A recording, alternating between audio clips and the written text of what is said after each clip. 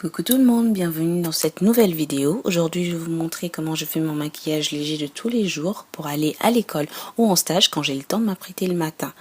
Alors, je commence avec un visage lavé et hydraté à l'aide du gel crème matifiant de chez Yves Rocher.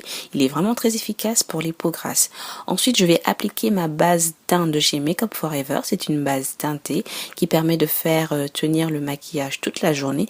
Mais attention, ce n'est pas une bébé crème et ce n'est pas un fond de teint. Donc, elle ne va pas vraiment unifier le teint ou faire quelque chose d'autre. Tout ce qu'elle fera, c'est servir de base pour faire tenir le maquillage toute la journée. Vous voyez bien qu'il n'y a pas de grande différence entre mon teint avant et après.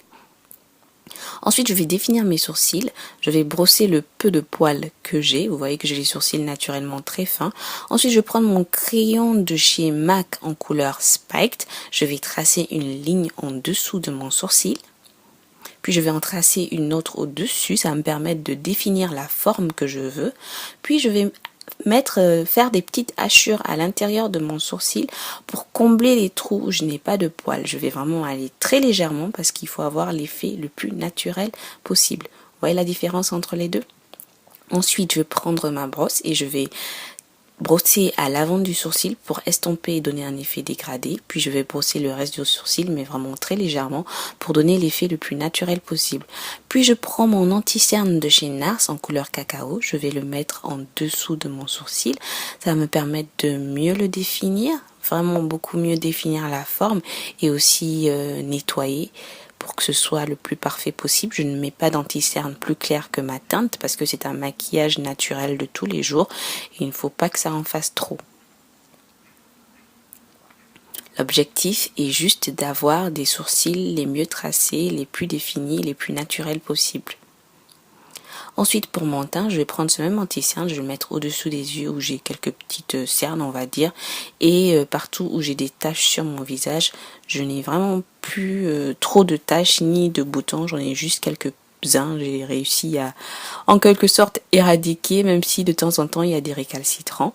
Je le mets en dessous de ma bouche aussi parce que j'ai la peau un peu plus foncée à ce niveau-là. Et je prends mon éponge blending de chez Real Techniques et j'estompe le tout sur mon visage. L'objectif est d'avoir un teint uni et léger avec le minimum de produits parce que je veux vraiment pouvoir respirer pendant la journée et ne pas étouffer sous le fond de teint.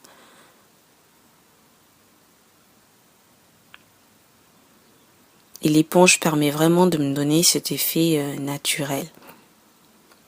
Ensuite, je vais faire mon liner avec l'eyeliner de chez Sephora. Je trouve que c'est l'eyeliner des flemmards. Vous voyez la vitesse à laquelle je trace mon liner. Sérieusement, ça va. Ensuite, je prends ma poudre translucide de chez Ben Nye en couleur topaz. C'est une couleur beaucoup plus claire que la banana powder. Et je la place en dessous de mes sourcils. Et partout où j'ai mis l'anti-cerne au début pour fixer et que ça ne file pas, que l'anti-cerne ne file pas entre les plis. Et ensuite, je vais l'appliquer sur toute ma zone T, c'est-à-dire mon nez, mon front. Et aussi sur mon menton parce que ce sont les endroits où j'ai tendance à avoir la peau qui graisse tout au long de la journée. Et c'est vraiment efficace, ça me permet de conserver un teint mat du matin au soir. Puis je prends ma Mineralize Skin Finish de chez MAC en couleur dark. J'en mets juste un tout petit peu et je l'applique sur tout mon visage pour fixer le tout et donner une dernière touche à mon maquillage.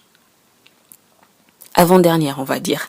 Ensuite, je prends mon blush de chez Black Up en couleur orange, de couleur orange. C'est le numéro 6 de chez Black Up.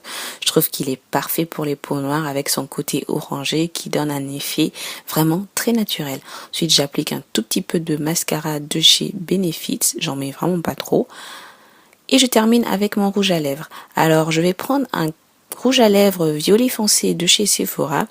Et je vais l'utiliser pour faire le pourtour de mes lèvres. Si vous avez un crayon à lèvres de la même couleur, il fera exactement le même effet. Moi, je n'en ai pas, donc je vais utiliser ce rouge à lèvres plutôt.